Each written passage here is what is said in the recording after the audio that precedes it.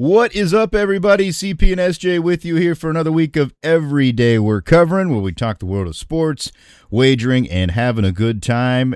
Rolling right along now here into the heart of college basketball season because football pretty much almost wrapped up. We've got one more week here. Super Bowl 60 is on the way. We'll talk about that, of course, but of course that's the last hurrah, and then we kind of turn the page. We typically say it's a new season for us, so to speak, and that's the way it goes. But we'll get focused in on some stuff going on in the Horrorwood now here, SJ.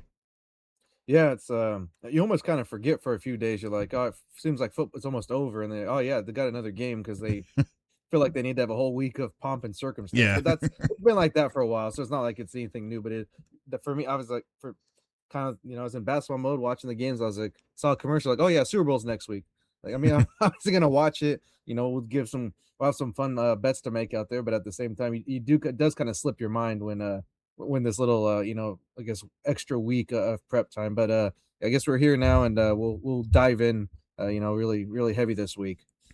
Yeah, so everything kind of changing as far as the sports calendar, I guess, is concerned. But yeah, we'll still have some fun, of course, here with this Super Bowl. We'll talk about the game a little bit itself. We'll touch on props as well. We're going to give you another opportunity to get in. Last year we did it, got some folks in to have some fun. Just kind of a prop pool, so you're picking a bunch of different props at the same time, and you're trying to get the most of them right to be the winner in our prop pool. So we'll do that again here with the Everyday We're Covering Super Bowl prop pool. That be on the lookout. So be locked in there on social media at SGM Bets at Cherokee CP. We'll put the link up there for you. It'll be a simple Google form again, is how we conducted it last year. Worked pretty well. So folks will be able to do that. We'll put that together, have some fun with that.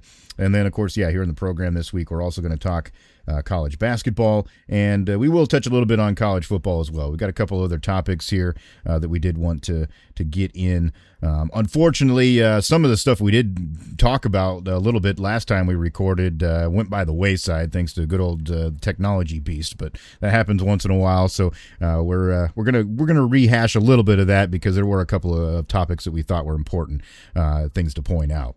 But as we get rolling, we do like to talk about what we're drinking here as well to power us through the dog days of winter, so to speak, you could say, because it's gotten very cold here in the Midwest. Well, even in the South, for that matter. They obviously know that they've been dealing with all that kind of bullshit.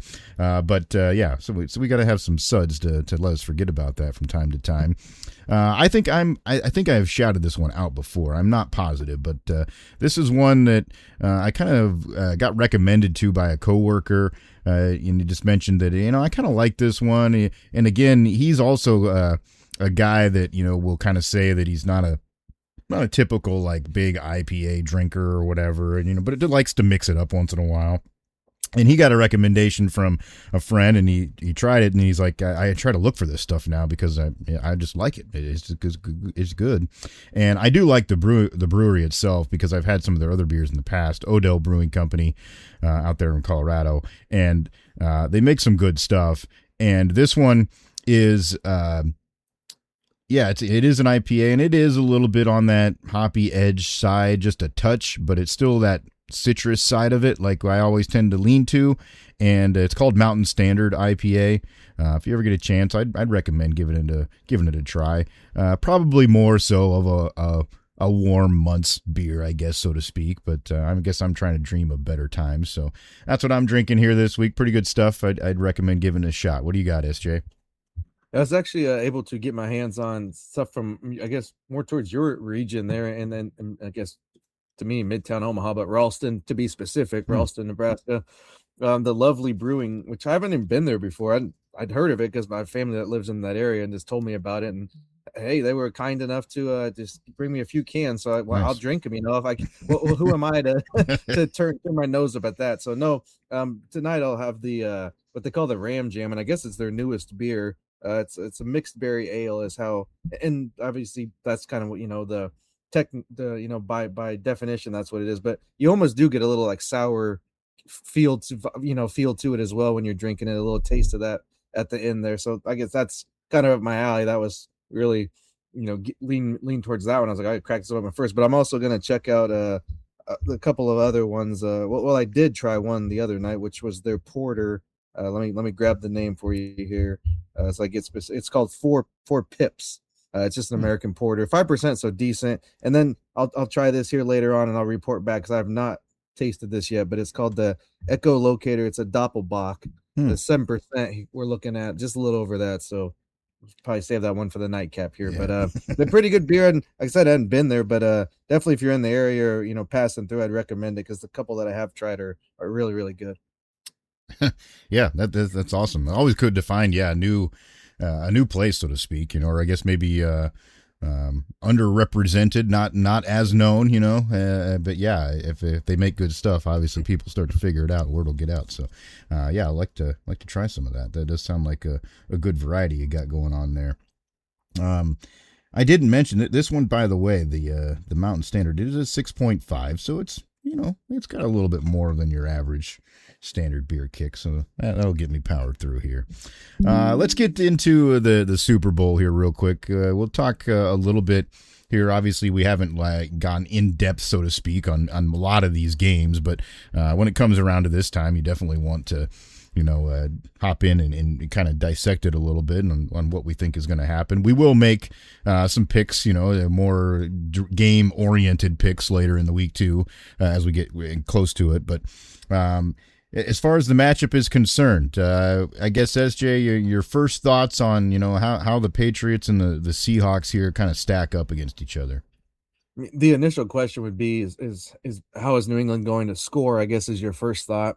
They've done. I mean, they've had a decent offensive season, as far as maybe what you expected of them, but not to the, not that they don't play the NFC West type of ball, and that's kind of what Seattle's been used to seeing and been able to shut down and kind of run the other teams off the field. So that makes it like a little curious about that. That would be my first.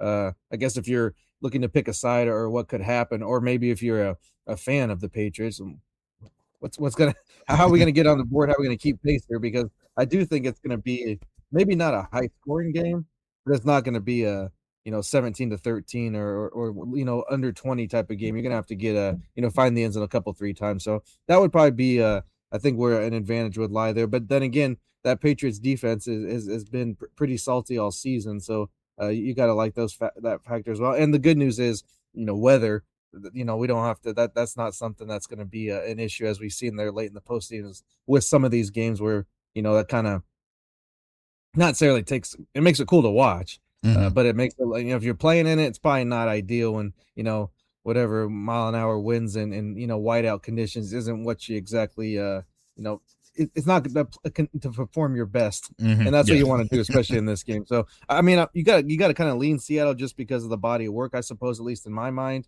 But I mean, anybody that's in the Super Bowl, there's a chance either way, and that's why the lines are kind of like what they always are. It's never a like I shouldn't say never, rarely, not very often is it a big number, and that's kind of the case again this year. So I guess initially my lean would be Seattle without kind of digging too deep, but just looking at on face value, you got to think that they have a little bit more a little bit more explosiveness where they could if it's a close game or maybe if Patriots struggle at some point, they can maybe build a lead and kind of pull away. I mean, there's the potential there. Not calling that, but that would be my concern. The Patriots, how are we going to score here? Yeah, you're right. I mean, what has been super impressive about Seattle all season long is the fact that their defense has been very consistent. They haven't had many games where they've just looked out of sorts, so to speak, or let teams kind of get hot.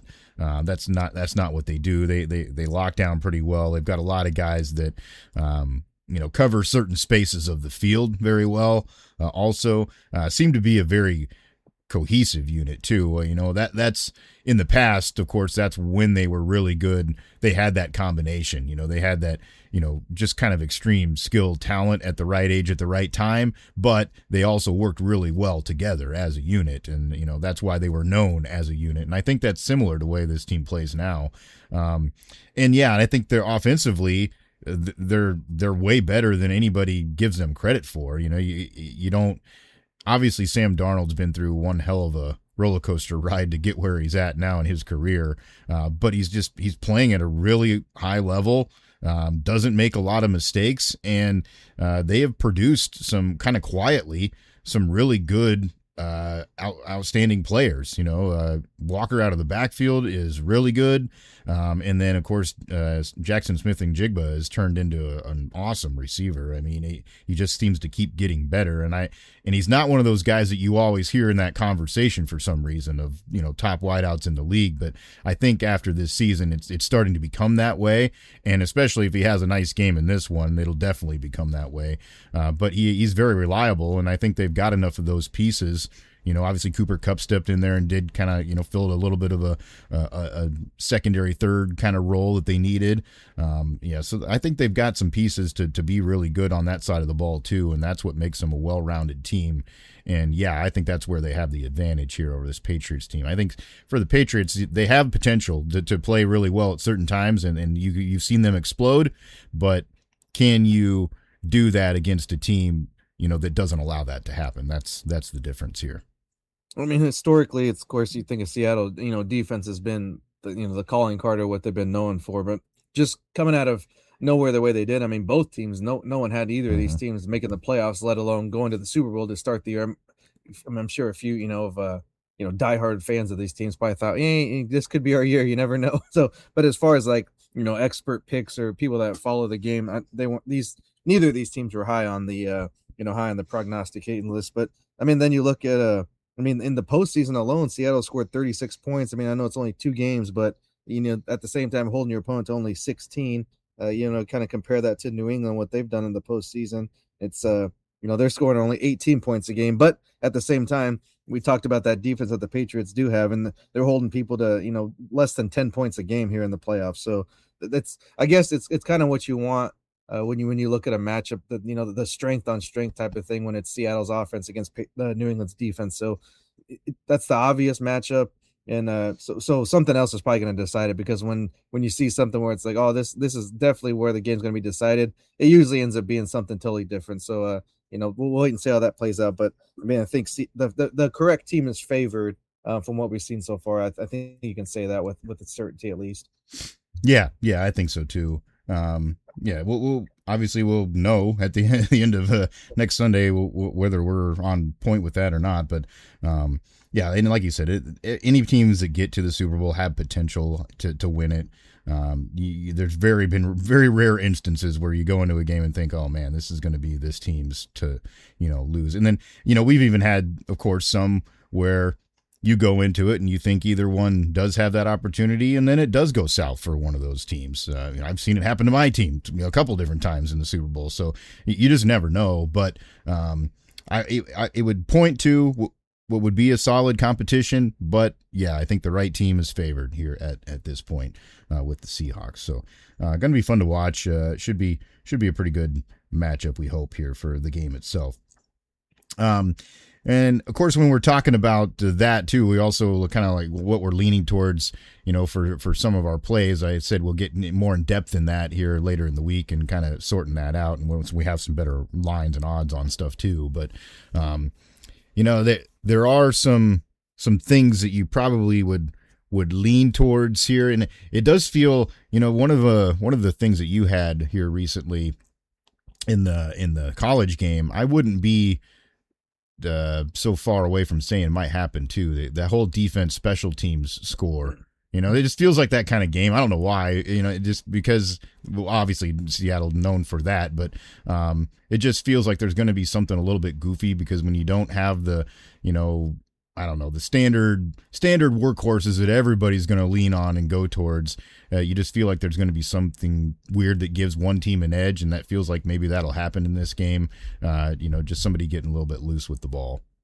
Well, and part of the, of having a good defense like both these teams do, I mean, better than good, pretty solid, probably 2 of the best defenses in the league, or you wouldn't be here at this point. But it's kind of like the, whatever you want to call them, the havoc plays, the chaos plays, like creating those. The chances of those happening are that much, not only is it greater with defenses like this, it's also the fact that you have like the most pressure of any game of all season. And on the biggest stage, it's a freaking one of the probably most viewed sporting event in the world every year on an annual basis. So I mean, the fact of you have that kind of nervous energy built into making some, Hmm. you have at least on one side you have a fairly young quarterback who's made some interesting decisions here, even in the playoffs, let alone throughout the season. So yeah, you think it's there, and then even I mean, you're not too crazy of seeing even a kick return or something with the athletes that both these teams have on in special teams. You could see that something of that sort. So yeah, that'd be something we have to keep an eye on. And it's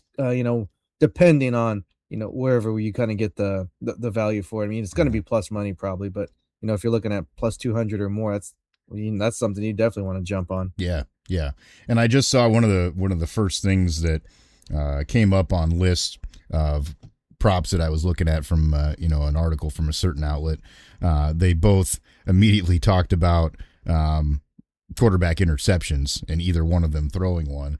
And yeah, that's another thing too that I wouldn't be shocked that happens here in this game, just because, like you said, what you let off with what New England's going to have to do. How are we going to have offense? That means that at some point you're probably going to have to push things a little bit.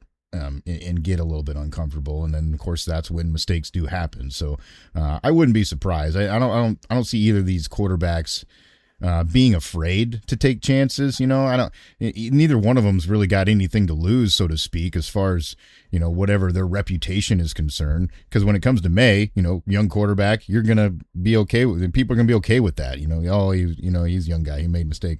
And with Darnold, I mean, he's been through the ringer. He doesn't care. Like he's just gonna go play his game. So I could see that happening, and especially with the athletes you do have on the other side of it too. It just takes one little misread, and that's going to happen. Not going to say that it's directly going to lead to that being a wild outbreak, but I could see that being a likely thing to spend your money on to try to get a return with.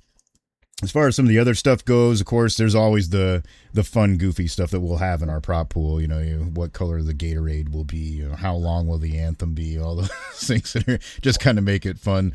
Can be fun, of course, if you got a group together and you do that on the fly while you're watching the game. That provides a little extra intrigue and added fun to the party if you do those sort of things. But that's why we're doing this prop pool too, so you have something to pay attention to along the way throughout the game. It's one thing to have, and I think that sometimes too, as a casual, sports wagerer as we are, that can be the frustrating thing sometimes too, because when you're, a lot of times you're going to make one or two plays on a game, or you've got maybe like three things you put together, but you got one main thing you're kind of watching for. And usually it takes the entirety of the contest to get to that end result. We obviously live in a quick instant gratification world. You don't always get that with the other plays. So that's why this makes that fun. You get those little wins along the way, I guess, to boost your spirits and just have something to pay attention to. Well, I know a lot of people kind of, chuckle or maybe even roll their eyes sometimes at the coin toss deal, with like how that you can even bet on that. But I mean, if you think about it, that's about the only proposition you're going to get in the betting world where it's legitimately 50% odds. Yeah.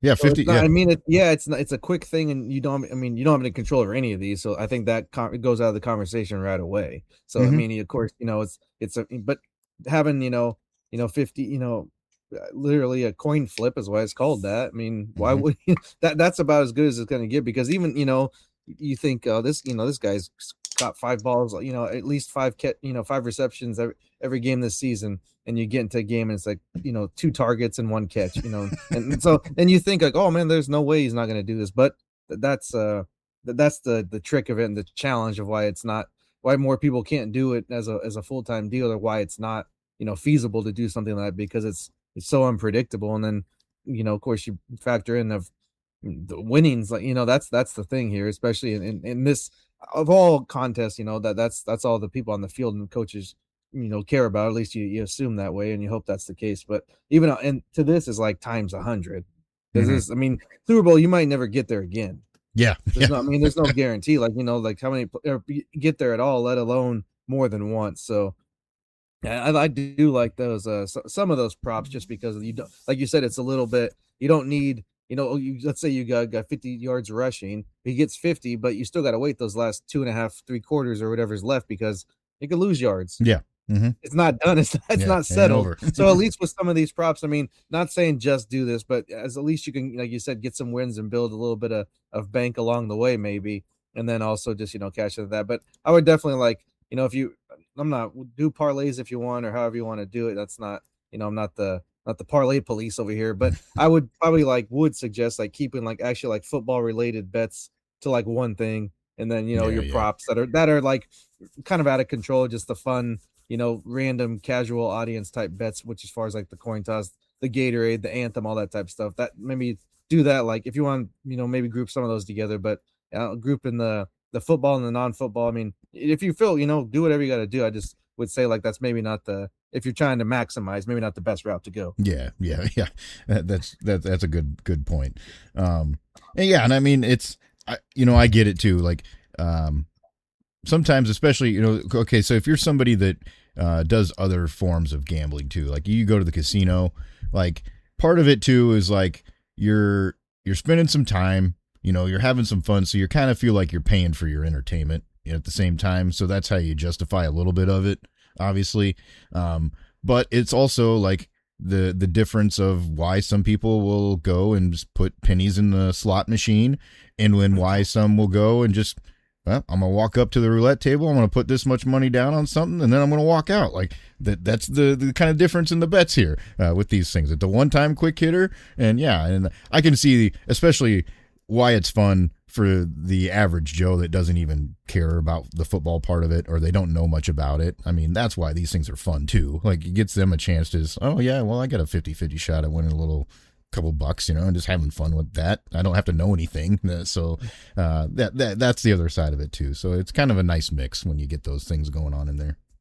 I mean, there's only two fan bases that care about this game to what really happens. Other than that, you just haven't, getting some good eats together, maybe some nice drinks and hanging out with your friends and family and just making it's more of an event than anything. So why not have some fun? And keeps it interesting. I mean, I know commercials used to be a big deal, but those have even kind of you see them beforehand most cases, and then they don't really go, companies aren't really kind of selling out to those like they used to, and I can see why with the cost involved. So but I mean, at least have some fun there, and not knowing the less I'm kind of on that same way with March Madness. Sometimes the less the better, because then you just kind of let it ride, and whatever happens. Oftentimes I might catch myself that you overthink things, or you kind of second guess yourself, and then you're like, man, why didn't it's like doing a test when you're in school. You change the answer and it was actually right because you talked yourself into something else, and then why didn't I stick with my gut? So I know that's a kind of a faux pas for a lot of these professional bettors. Don't ever listen to your gut, but I think in certain instances there's types where that can factor in if you're someone that is kind of tuned into sports across the board and watches regularly and is kind of been around the the games and how the ups and downs, the momentum, you kind of understand that. But not in all cases. You can't always just be like, oh, my gut's telling me this. But if when we're talking about coaches going for it on fourth down, that type of thing, you kind of have an instinct to that I think you kind of got to listen to a little bit more than what some professionals will kind of lead you to believe. Yeah, for sure. So that's kind of what we got going on there with the Super Bowl. As we mentioned, we'll get that prop pool out there for you. So be on the lookout, get yourself signed up, and have some fun with us as we get ready for the big game. As far as our game plays, we'll do that for you later in the week here with a video as well. So make sure you're locked into those social channels and to the YouTube channel as well, so you see when that will come out at you. We're going to jump around here a little bit. We're going to go from football to basketball, and we will go back to a little bit of football here before we end it. But college hoops now stepping kind of into the spotlight, obviously, here, especially if you're a college sports fan, and that's kind of the realm you stick in more. It's really heated up. We're kind of now in the heart of conference play, so that also makes it more interesting and fun. Of course, what got cut out of our last discussion, SJ, was we were both talking about our squads having a really good hell of a start to the season, which is still the case for both of them. Obviously, they've had a couple of bumps in the road for each of them, but still playing really well. So we'll touch on both of our teams, and then kind of give you an outlook on what some of the major matchups or happenings have been lately too. But I think the overall arcing theme, if you've been paying attention at all to what's going on with like some of the top teams in the country in the top 25, it is what you think it is when you get into the heart of conference play and you're grinding it 2 to 3 times a week against really good teams. You start to see a few of those upsets here and there, and it just becomes so apparent how hard it is to consistently win night in and night out when you've got a good level of competition pretty much every time you step on the floor.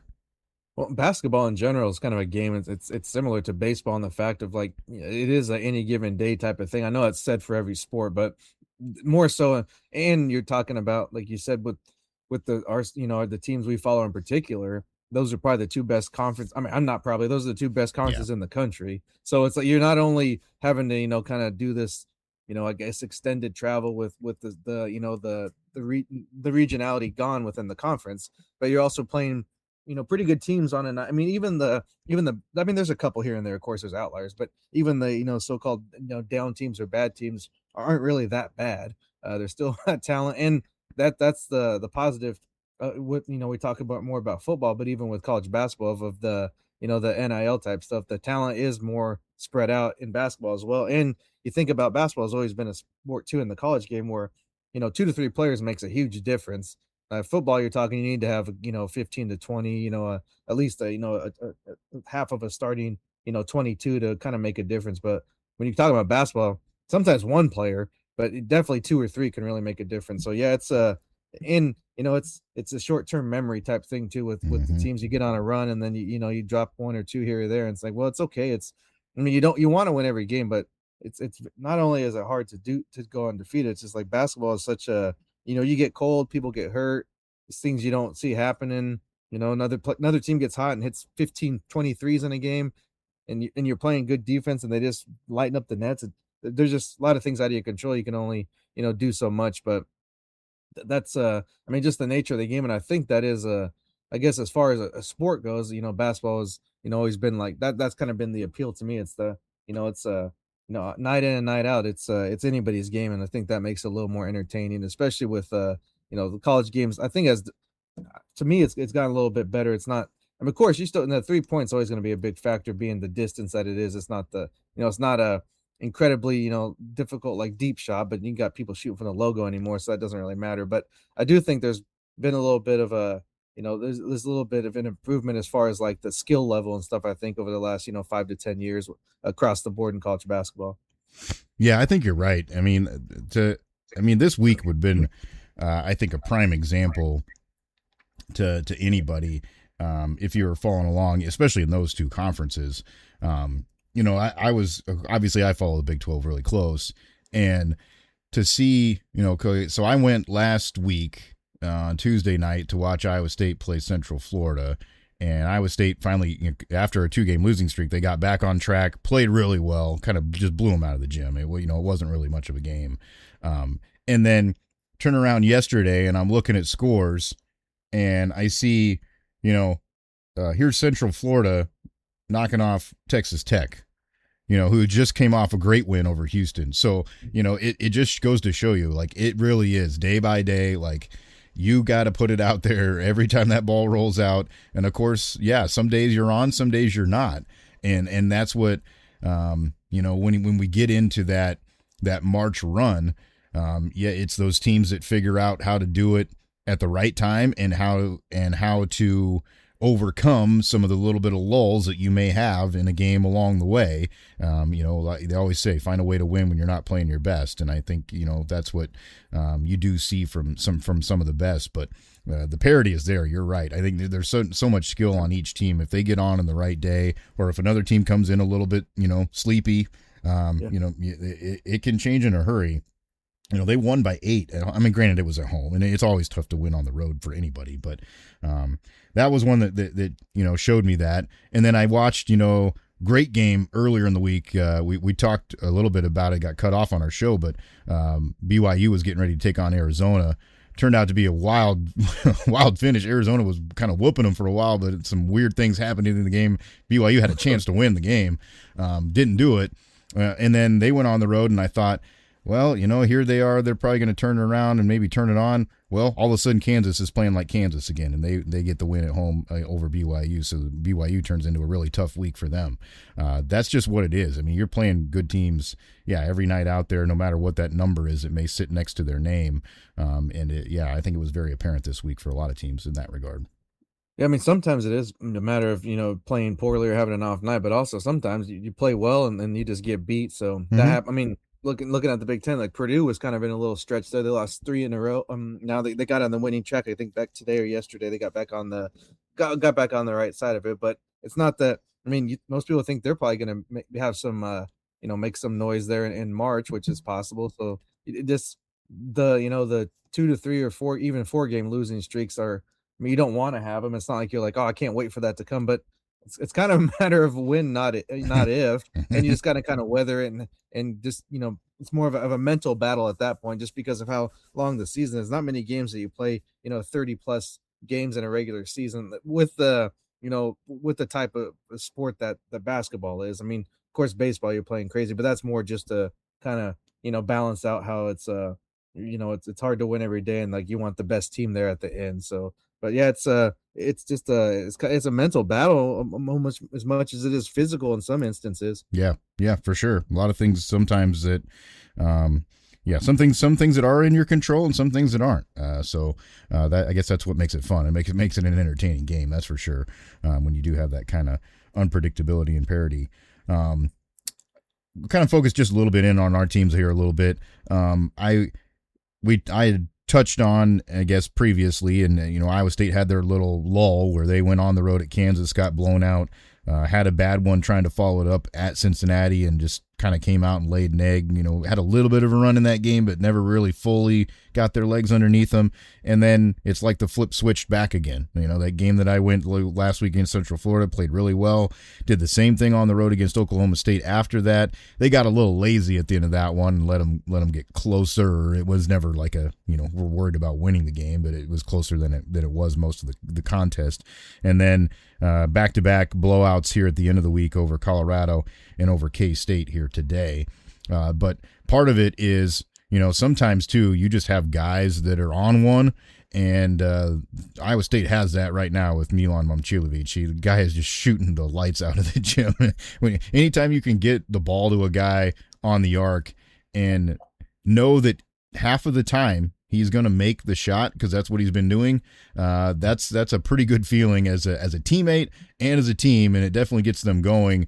They've just really come together well. They share the ball well, and if they play like that, I know this has been a good little run, but certainly they've shown the potential to be able to make a long run when it comes to the end of the season and make some noise when it comes to March.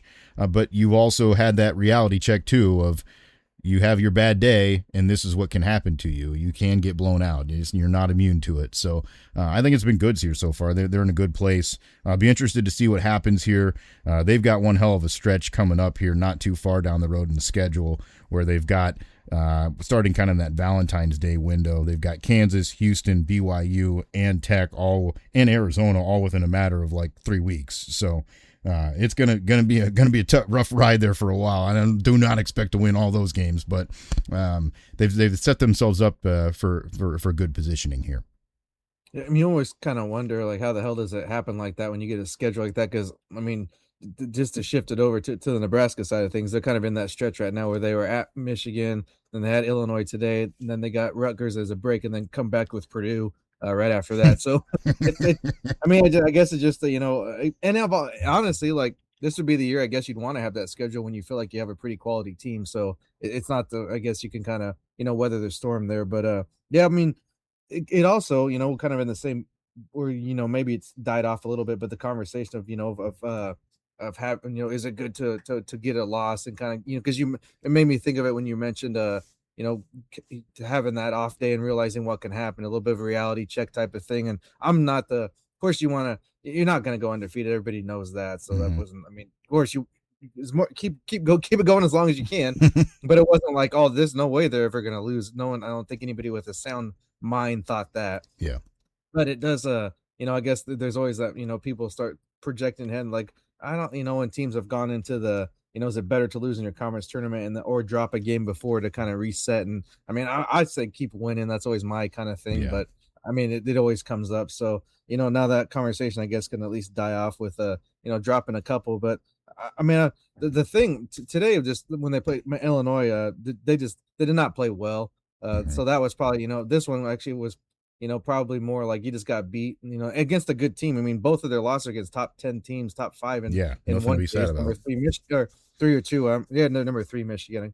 So they're still sitting at 3 obviously. But yeah, just the Michigan one more probably stuck in the craw. I know the officiating was like a big talk, and I do think it was a little bit whatever. It wasn't that great. Yeah. It But wasn't. the more of it I was just heading into it just sucked because of the fact that here's like the biggest game that you could have at this point of the season basically.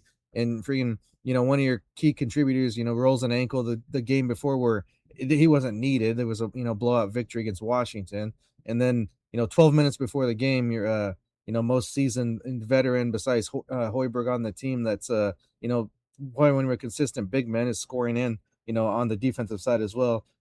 Get some type of stomach bug and can't play, Mhm. and you're down to about 6 players, and they played well, but they just like, I mean, that was kind of a gut punch because you almost still pulled it off, and then you end up losing there at the end with some whatever. I know there's a lot of questionable calls, whatever. That's just part of the game. I mean, I didn't necessarily care for some of the stuff, but I felt like there's a couple decent looks at the end of the game with Sanford and Lawrence. If they hit 1 or 2 of those each, you don't have to worry about that play at the end. Mhm. So, but I mean, it was a tall task being that shorthanded, and I mean, you put up 50 points in the first half. You're like, what the hell's going on here? That Yeah. was a hell of an effort. So honestly, like it sucked, like losing that way because like today, I mean, you just got beaten. You couldn't kind of accept it because you feel like the other team outplayed you more than anything else that you did, and you didn't have your best game. Freaking had like barely, you didn't even crack 70, and that hasn't happened since the Michigan State. That was a victory, but that's the last time that they scored that low of amount of points, and that was kind of that game was to the style of how Michigan State was kind of playing it. They were taking away the 3 ball and kind of packing it in and trying to for them, slowing it down as much as possible. I know they like to get out in transition, but Mhm. they definitely weren't trying to play with fire because they did that, last night themselves against Michigan to up and down, and it didn't go so well. I know they kind of came back and made it respectable, but didn't wasn't the best game plan for them. But I mean, I still have, there's still a lot that they can accomplish, I think, with the Nebraska team, and I'm not too down on it. Rutgers probably comes at a good time. You get this whole week off, so you have to travel till the weekend. So, and then you get the Purdue game at home midweek. So, Nice. I think it's a little bit of a, I guess, and how you mentioned somewhat of a reality check. I think you can kind of take it as that, but you gotta improve and move on. And I think Mast is still suffering from whatever Mhm. happened to him because he was 0 for 8 to start. He been like 5 or 6, maybe 7 points there in the last few minutes, garbage time. But something's up with him, and even before that, his shot was a little bit funky. So he needs to kind of maybe get some, whatever, get restored, get restored to your health there first off, but also, get in the gym, get some shots up, something. You gotta break out of this funk somehow because he hasn't been playing well, and they were kind of overcoming that with couple of the other guys. But I mean, 20-2 is still a hell of a start to the season, and I mean you're 1 game back of first place, with 11 conference games already played. So that's a good decent spot to be in at this point of the season. Yeah, I don't think they have anything to, there's not a lot to be upset about. If somebody would have told them before the season, this is what your record would be, be dancing in the streets. So, Oh, yeah, yeah, hell yeah. And especially, yeah, like you said, we've lost to 2 good teams. I mean, 2 really good teams. I mean, I don't know. I'm not certain at the end of the day that Illinois might not be better than Michigan, but we'll yeah. find out here when it's all said and done.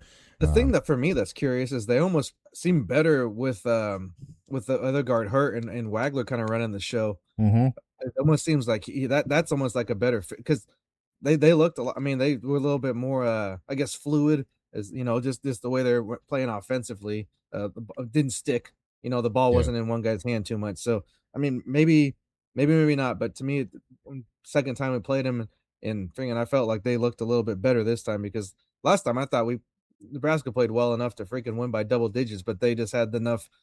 enough friggin' Eastern Europeans to friggin' hang around there with all the putbacks and the dunks. Because man, I mean, these every single one of them is like 7 foot tall. It seems like. I mean, I know they're not, but they're I know, damn it's near crazy. close. Besides the guards, like they got a lot of size. Mm-hmm. Yeah. Yeah. Yeah. Interesting team for sure. Yeah. I mean, I think Nebraska's playing well, and I with the Michigan thing too. Again, I know people hate this, and I think there's a difference though. There's a distinction between there. Nobody loves a moral victory, so to speak, but there are such things I think as confidence building. Or moral, yeah, confidence building moments, so kind of, you lose, yeah, you hate that. Nobody wants to lose. That's why we go out and play every day, because you want to win the damn game. You don't go play to lose. But when crazy circumstances like happened to them in that situation, especially something as unexpected as right before the game time, you don't have one of your guys, and then you go out in a moment like that, that you haven't been in forever, and perform that way, and still almost get the victory. Yeah, that I think that builds a lot of those guys' confidence, especially the guys that have to step up and fill that void. They know now that they can come do that when they need to, and that just gives you, I think, down the road that much more confidence. And of course, Coach Hoiberg as well, to be like, well, yeah, I can throw this guy in there in this spot, and I know how he's going to react and how he's going to respond. I think that builds for them when they come to those moments down the road, which are going to happen again. I mean, I think as a athlete, you have the confidence already, but there still is a bit of a prove it, and, Mm-hmm. and it's out there to yourself even, because you feel like you can do it, but just saying it doesn't mean that you can. It Yeah. actually has to be done. So yeah, it's still a loss, but at least like that should give you the confidence you can go out there and compete with anybody, and that's kind of what you want, at least mentally. You got to put it together, and get the ball to go through the hoop. Mm-hmm. But as far as your mental capacity, you shouldn't be lacking for that at all. Yeah, for sure. So that's a little bit looking into our teams in the college hoops world, and talking about what's going on there a little bit. Lots of good basketball, lots of good teams. That I think, like we both were already said, I think it's pretty obvious that the Big 12 and the Big 10 are the two toughest leagues top to bottom. Obviously, the SEC has its share of good teams here again. They're not on that run like they were last year for sure, where things kind of just went right for a lot of their teams at the end of the season last year, and they were very good. But I think, there's a little bit more skill that way. Now, of course, at the end of the day, you got to go prove that did something for you too. You got to go through the fire and then make it count when it matters when it comes to March. So we'll see if some teams from those leagues are able to do that. But we've already seen, I think, some of the heavy hitters have their ups and downs already, being able to take a blow here or there and then come and respond the next night out. I mean, Purdue would be a perfect example of that. They've had a very kind of polarizing year so far. So it'd be interesting to see how it continues to play, and we'll keep following along and keep talking about it. And of course, now that we're out of the football realm, we'll start making trying to make some picks here too. It does make it more difficult, obviously, when we're doing like the video type stuff, because it is still almost 2 days a day before, a lot of times, before you get real good lines. Like it's not fast. Like I was kind of anticipating earlier this week that I'd be able to look at some things for the weekend, and boy, it's still not. I mean, and I get it, because what just happened in Nebraska is a perfect example. You don't know who's going to be in the game up until game time. But yeah, it's definitely tough if you're, especially the way we're used to it with the football season. It changes dramatically when you get into basketball. You got to wait until pretty much the day before.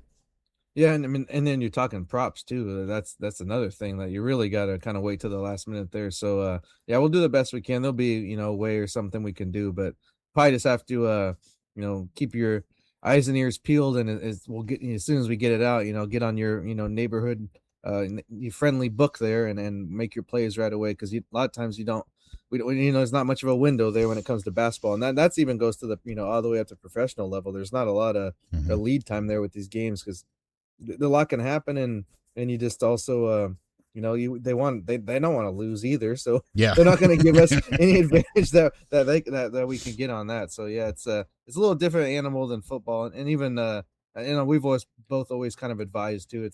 I mean, as much as you can, probably closer to kickoff and tip off is probably your best bet though too. Yep, for sure. All right, so that's on the college hoops front. Did have a couple of topics here on the college football front that we wanted to talk about. First off, something we tried to touch on last time, didn't work out getting it to you, but we kind of, I guess, already have our thoughts on this. The college football playoff did recently announce, right after the season, basically. It was like, I think it was a day after the title game that the story came out. They already had their meeting, apparently, that the rules are going to slightly tweak as far as who qualifies next year for the CFP. It is going to be an auto bid for the 4 power conference championship game winners. We ran into an awkward situation this year with the Virginia Duke ACC situation where, Duke obviously won, but did not have the record to kind of, so to speak, to get into the CFP. Well, now it's going to be an automatic deal. You win that game, you're in. And I think most people already were kind of the assumption that that was supposed to be the case. It just, kind of weird situation there where you had a team that had quite a few losses that ended up being the one that won the title game. That's pretty rare in itself, but now we know coming into this season that that's the case. And I think most people are fine with that. I don't have any arguments with that. I don't have any beef with that. I mean, yeah, it kind of sucks when there's a team that has lost, say 4 or 5 times that could possibly be in there. But also that's up to the rest of the league to make sure that doesn't happen, that potential doesn't happen in the first place. Like it's kind of just one of those deals. You're going to get the rare situation where that does come through. Well, when it all comes down to, eyeballs and TV ratings, the networks are going to have a lot of say in this, and that kind of it's always going to, unfortunately, go back to that. If that's if you're not on one of these I guess favored conferences, you're just gonna have to deal with it. But I mean, still never, probably won't happen. Not gonna hold on to this pipe dream here, but to me it should just be the top 12 on rankings no matter what. And then but that is tricky, I understand, because it's like, who's doing the rankings and there's kind of some bias there and some politicking and all that going on. So that's not a exact science either. So there's not really a good answer, as we've said time and time again. This is just, I guess, at least to me, this is it's in black and white. It's out there. Everybody knows what they have to do or what they can do. And if it doesn't happen, you only have to blame is yourself, because what what's required of you and what you need to do to qualify for this. So yeah, you're going to get screwed. Somebody's going to be felt left out, and there's not going to be enough enough chairs at the table, if you will. But that's just the nature of sports and life. I mean, everyone's getting screwed at something, so get used to it. Might as well learn while you're in college that it's a tough world out there. Yeah. Mm-hmm. Or you can whine about it, like that's common. Yeah, if you have any social media apps, that's a common practice. Yep. We saw that from a certain team also that's a part of this clause. Notre Dame now is in, apparently, if they are ranked within the top 12, which like you alluded to, probably should be the case anyways. But now we know that's the new thing in black and white. The thing that irks people about this is just because, well, why wasn't that the case before? They knew what they agreed to, and now we're just going to make it happen because, well, boo-hoo, they didn't get in this time. I mean, that's what's making people upset about this deal. Well, and also when you look at the schedule that Notre Dame is going to be having for the next few years, with a lot of teams either not wanting to, refusing to, or just the contracts playing out the way they are, with all these other conferences adding another game in some instances, or having 9 already. Why would you don't need to play these marquee whatever conference matchups in the early season, the neutral site games or whatever. There's no need for that. Teams have shown you can play Talladega Tech and whoever else, and still look at Indiana. Everyone wants to heap praise on them, but if you looked at some of their non-conference schedules coming up, it's pretty bad. So I mean, but that's their model for to getting where they've got to, and they've had success. So no one really kind of thumbs their nose at it or says anything to it. But I mean, it's pretty bad. And I mean, if they, of course, you have to have the the talent and a good enough team to win the rest of your games. There's no room for there's no margin for error when you go like that. But and if you happen to drop one of those games, then you really look bad. But it seems that most schools are kind of going that way, where they're going to play very lesser opponents, and just with 9 conference games, I don't really you can't really fault them for it either. At the same time, Yeah, is it to me though? Isn't it funny how we always manage to like screw up the thing that we thought was going to get better, like because the talking point immediately when we got to the expanded playoff was, well, now we should get some better games throughout the year because teams are going to be less afraid to lose one because there's a bigger field to get in. Well, boy, how we backtracked on that real fast. And I get it. You're right. It's because, well, mainly because we went and effed up the conferences, made them too large, and now you are playing a lot of those teams anyways just because of your natural schedule. Granted, we talked about there's now the chance that the conference is so big you could also have a not very hard schedule sometimes. That's just the way it's going to be. You don't luck of the draw, who's good that year kind of thing.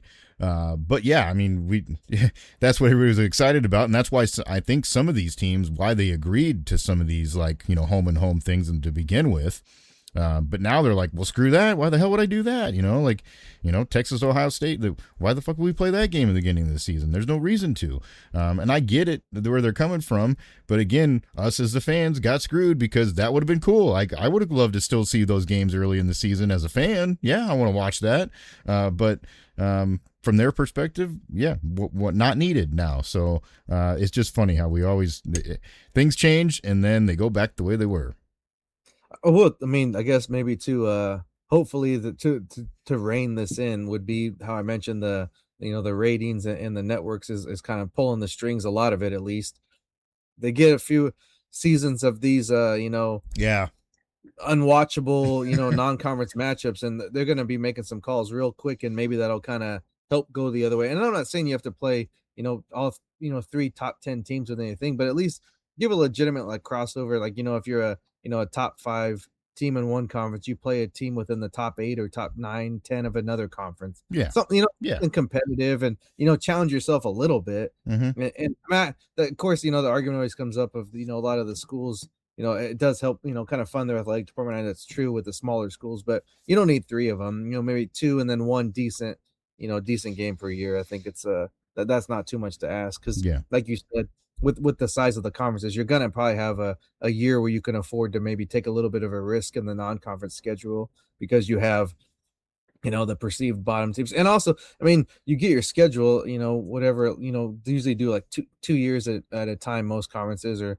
at least if it's a year, you're well, who knows who's going to be good. Mm-hmm. You get the schedule and then you're like, oh man, this is going to be a gauntlet. And then 2 or 3 of the teams end up being, worse than you thought, and then maybe 1 or 2 is like, oh, they're actually better than we thought. So it's all there's no certainty with that, but that was always the trick of the non-conference too, because you almost had to have like a some type of a built-in rivalry or some type of traditional matchup, because you could schedule something for whatever an Arizona plays a freaking I don't care, just whatever, call it, I guess they're in the same conference now, so that's why it's hard to pick these random games.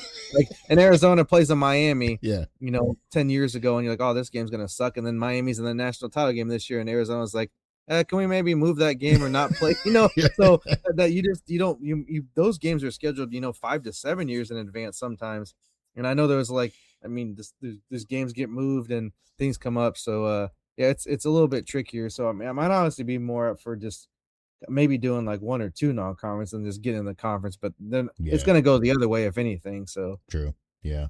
And that's another thing I guess I think can change. I mean, I get why it happened that way for so long when we, these teams agreed to these things like, 6, 7, 10 years in advance sometimes, just because it's easy and nice to like, oh, we made this schedule, like I don't have to worry about that now, kind of thing. Like we got it scheduled. I know, and there are legit, like, lots of logistics that go into these things. I don't doubt that either. But it doesn't need to be as like crazy advanced as we've been, because we've turned around now and we've seen where some of these teams have backed out of it and like canceled a game. If we can cancel a game in a year, why can't we schedule one in a couple? Like, there's no reason that it has to be this far pushed out. Like, maybe we need to rein that in too here a little bit and start to, start to take a look at that. And I don't doubt that at some point down the road that might become the case. Like, if we do get to a situation where there's a governing body that has more control, there might be a situation where, like, okay, well, this ranked team from this conference is going to play this perceived ranked team from this conference in 2 years from now. I could see where that kind of gets scheduled for you sometime down the road, especially, like you said, if the networks start to get pissed off about it. Those kind of things might happen, and they're doable. So that's where I think you may see some change down the line with that too.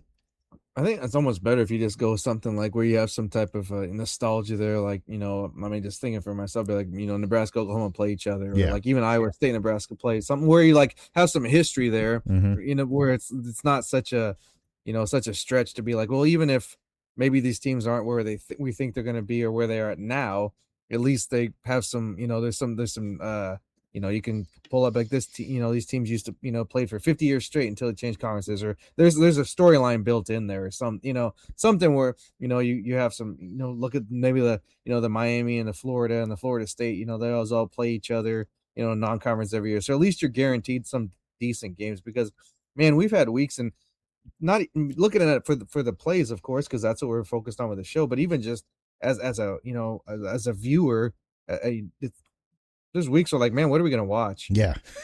Yeah. And so of course something always pops up, but you just don't know, like, and when you're going into it, you don't think you're not able to sit in front of the TV all day, you kind of want to zero in on like, well, maybe I can watch this one game because I have a window from 3 to 5 where I can be at home or whatever. It'd be nice to have some marquee matchups on the regular, because there's the last few years, I think it's gotten a little bit it's gotten pretty bad, honestly. Yeah. Yep. You're not wrong. A couple other quick hitter notes here from college football too. One player movement thing that was pretty big news. Darian Mensah, who of course once played for Tulane, went to Duke on a whatever $4 million some deal for a couple of years. I guess that got a little sticky too on what did we agree to and what did you sign. But apparently he's still going to head to Miami now to be the heir apparent there to Carson Beck for the Hurricanes, of course, who just played a national championship. He's a good player. He can do a lot of things. He's got some talent. Obviously, I don't think he had as much success there at Duke as he thought he was going to have. They still had a decent season, obviously, but I don't know. It'll be interesting to see how he fits in. But it is another one of those wrinkles in this whole NIL saga that we've gotten into with what contract means what, and here's the latest guy to do it. Yeah, there's going to be a lot of firsts, and they're not all good. This is like what they call it, a settlement or something, as they say, reached a settlement or something to move on. Like that's kind of the part that you didn't want, to end up happening. But again, you just go to the fact of just letting, there's no guidelines. So that's stuff like that's going to happen. So what do you expect? It's odd, but I guess at least it got sorted out. But it is kind of there's a lot of strange things happening. I mean, it's easy to blame whoever, but it's not what you envisioned when you thought, like, people that actually are earning money should get a cut of it. It's just not. It's gone way the other way. But what are you gonna do about it now? At least it's I guess old story. I guess I don't. For me, I'm more thinking about it like, is this gonna put Miami over the top? That's what I don't know if I see it that way. Yeah, I agree with that too. I don't know if that'll really make the difference that they think that they want it to make, but who knows? Until he does it, we can't say yes or no. But when we're talking agents and lawyers deciding these things, we know that that's not what anybody wants. Like that's when it goes south and when it's not good, and that's why we need the rules. It's not. Again, we're not saying Go back to this isn't before where you're just getting you're just yeah. getting scholarship and books. This isn't room and board. This isn't grandpa saying, well, I went to the school and I got this. No, like we all are for these guys getting compensated some, but this is the problem when you go from 0 to 1,000, like we've talked about a million times. You just rip the Band-Aid off and we didn't put anything in place, and now you get people that do. I mean, you got to find some way to settle these disputes, and unfortunately, that's the way it gets to. There just needs to be the rules from a governing body to say this is the procedure to follow. Somebody's going to pay somebody something, but let's make it known to begin with when you sign that dotted line. Well, we just talked about storylines, I guess. That's going to be one there for when Duke and Miami meet up if they play in the ACC conference. So we'll have that to look forward to. But then also, like, even you look at Washington where the quarterback ended up staying there. Yeah. How awkward is that going to be? Like, when, he's obviously not happy there. Yeah. Because he wanted to leave. And, of course, maybe it wasn't with the best intentions, but you still, I mean, in a free country, you should have freedom of movement, to go where you want with. But that's also the downside of with these, agreeing to these, wanting the money and going for that's you're you're obligated. I guess you can't call it a contract.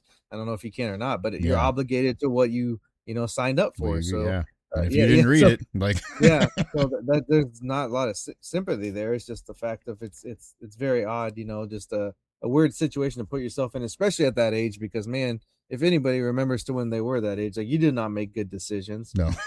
There's a very small percentage that makes good decisions at that age. And then, you throw into that, the money and the, all that, the publicity and the celebrity type of stuff.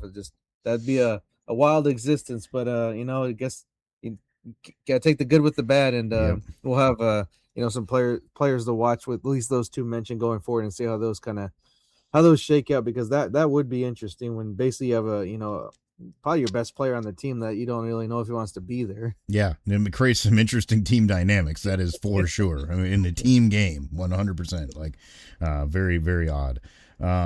The other thing we wanted to touch on real quick too. There was a story out here recently as well. That good old Rutgers University, apparently the checkbooks ain't balancing there in Piscataway.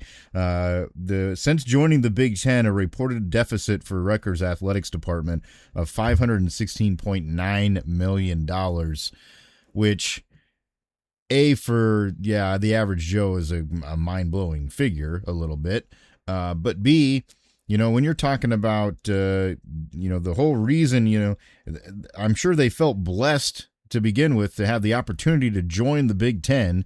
They were gifted into a pretty hell of a, media deal where you're getting a lot of revenue each and every year. But I think this goes to show, like, even those types of revenues, now that we've opened up this floodgate of you got to pay all these guys and you've got to obviously keep up with the Joneses as far as the facilities and those things are concerned, and maybe they were behind the 8 ball to begin with when they joined. I don't know that, but I'm assuming, going from where they were to jumping into a bigger league like that. But it's hard. You got to find a lot of ways to make things work, and we've heard it from a lot of schools, and I don't think they're lying. I don't think they're wrong, because A, they haven't had to do this before. B, there's a lot more math going into this now than there used to be. Like, there used to be certain line items that you had to pay attention to. Well, now you just added a whole basically expense department as far as salaries are concerned, so to speak, with what you're paying out to people, and that's running pretty much directly through the university. Yeah, there's the booster situation, but they still have to be part of it, and we have the obvious the 22 whatever million that's carved out from the departments that they have to do as far as the rev share. So it's an interesting world that we're living in as far as college athletics, and I think we both have been in agreement that at some point some of this stuff's going to come back to the mean, because it just can't, it's not sustainable and it's not reality. But where is that fine line, and how do universities, especially on a level like Rutgers, wade through the waters and make it happen? Because in my opinion, like, you've got to have them in the mix, or, all these schools. There can't be 10 schools. I mean, at some point people don't care. Like, yeah, there'll be the fans of those schools that still care and watch, but this has to be still a collective, like, countrywide thing that we love. So to me, to just say, oh, well, screw them, they can't figure it out, let them fail, I don't know that that's the answer either. Yeah, you're right, because going back to the whole, again, it's the ratings and the popularity of the sport. You're not going to have it to the extent that the people in charge or the executives want, without having interest from coast to coast. Mm-hmm. This has to be a deal, to me, of Rutgers was so far behind, they're still playing catch up, and even all this money that they've been getting isn't enough to overcome Yeah. what they've done. Because I mean, it's like probably, athletically, you think of them as a small school, but they have over 51,000 undergrads. Yeah, that's a big ass school. Yeah, and like That's a big 70,000 school. when you throw in the Bigger than most. students, you're over 70,000. So I mean, and being on the East Coast, I can't imagine the tuition's cheap. Mm-hmm. And this is, of course, an athletic department deal, but that money, most schools, the money funnels into that at some point, Yeah, somewhere down the road. So is like a travel thing where they're having to spend so much to go to these, all these games. And football usually, even in, kind of in the, I guess, the less successful as far as business side of things, you're still probably making money somewhat. You're not going to lose too much through football, but when you bring in the Olympic sports and the other sports that you're not really getting the attendance, because I mean, football, 20 to 30,000 is like on the low end, but you figure, 40, $50 a ticket, you're still making some decent money. And then you had sponsorships in and all that stuff, and whatever other deals you have with, radio, TV, all that, your media rights. So that just, has to be a deal of maybe there's some bad accounting too, as far as how they're spending, and when it comes to NIL stuff, because I can't even remember the number, but what was it? Bryce Harper and Ace Bailey, or I mean, excuse me, not Bryce, that's damn baseball. Harper. What was the kid's name from Ron Harper's son? Yeah. Him and the freaking Ace Bailey. I mean, there was millions of dollars reportedly given to them through NIL, and they didn't. The return on investment wasn't there. At least put it that way. They got their numbers, and they're still, they're in the league now. But as far as what you wanted to get out of that, didn't go so well for that. So there might be some of those issues in other sports that we don't know about. I don't follow much in college beyond basketball and football, but who knows? There could be some soccer players, some lacrosse, whatever. There's there's something out there where they're spending money where they shouldn't be, or who knows? Who knows what we could be talking about down the road here, where there could be some issues here well beyond just what you're getting. Because man, I know that the Big Ten schools get, it was at one point it was 50 some million annually from the TV contract, and it's hard to fathom, just having that big of a deficit when I mean, they've been, I mean, they're not great. They've been decent, and you watch their games, and it's not like they have a full house, but they're decent support, and they got local sponsors, and as far as all that stuff. So I don't know if that number really caught me. I was like, well, what are they doing there? Because man, they obviously they gotta write that ship quick, because that's a huge number. I mean, $500 million. Yeah. That's exactly the way to put it in perspective. Yeah, maybe there's some Jersey crime boss stuff going on here that we don't know about. I don't know, but it's not. Yeah, well, I mean, a while when they kept bringing the Jersey Shore cast to their games as like their pseudo celebrities to whatever you do. How everyone's got to bang the drum or ring the bell or whatever, whatever they do in there. Whatever, do the disco light or whatever.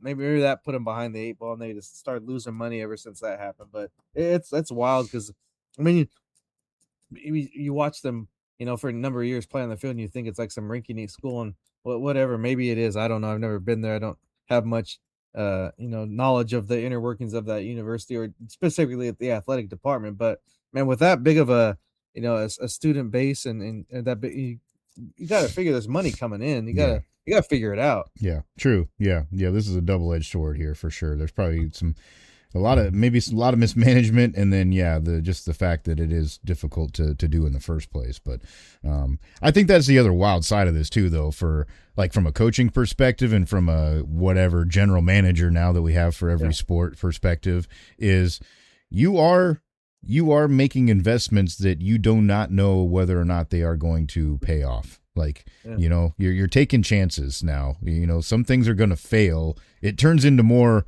I guess, business real world, so to speak. You know, like we did this, you know, say X small business chain restaurant makes this change, didn't pay off. We lost this much money. Kind of the same thing if you don't give the money to the right guys in athletics now, which is wild to think about. But that's part of it. That's part of the deal now. So we got to, you got to have people in the right positions that are good at that too.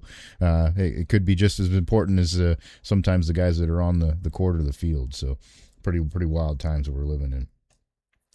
That was a couple of things we wanted to bring up there on that front for sure. I'm sure that there'll be more, obviously, on the player front news for sure that we'll know about. It will be interesting to follow that story with Rutgers and I'm sure there's going to be other schools too. I know there's been plenty that have talked about just the revenue problem in general, you know, moving forward as far as how we sustain this down the road. And that's definitely going to be a talking point, and things will have to get sorted out on that front. And it's going to be a long, interesting road to get that sorted in the right direction too. I'm sure they're not the only school that is. Were the ones that, you know, there's somebody did some journalism and did some investigating. You know, we're not just trying to, you know, say, oh, Rutgers, you know, you're the only one that sucks. It's not just that. It was just you know, caught your eye. It was surprising. Yeah, wild number for sure. All right, so as we get rolling here towards the big game this upcoming weekend, make sure that you are locked on again with us on social media at SJMBets, at Cherokee CP. Those are the handles on Twitter. We will share out the information about the everyday we're covering Super Bowl prop pool that you can get in on and have some fun with. Work the same way as I mentioned as last year. We'll have a Google poll basically that you'll go in and answer all the questions of what you think will happen with each of those props, and then whoever gets the most right will be the winner and get some spoils out of it. So we hope that you get involved and do that and have some fun with it. Later on in the week, we will, of course, make some plays on the big game itself through the YouTube channel, so make sure you're locked in there. Look every day you're covering up, and like, subscribe, get the notifications there on the YouTube channel to know when that video comes out so you can follow along and make some plays with us and have some fun.